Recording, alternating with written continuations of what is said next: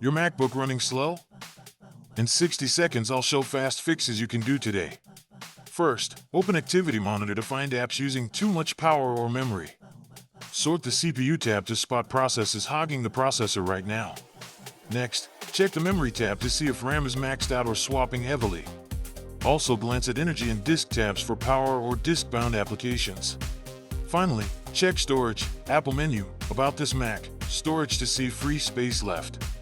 Quit or force quit any app using heavy CPU or memory to free resources immediately. Free up storage by deleting large files and emptying the trash. Start with downloads and videos. Disable unnecessary login items and system settings so fewer apps start at boot. Update macOS and your apps. Updates often include performance fixes and security patches. Restart your Mac to clear temporary issues. If problems persist, consider NVRAM reset or Apple support. Try these quick steps now and enjoy a noticeably faster MacBook. Subscribe for more simple tech tips.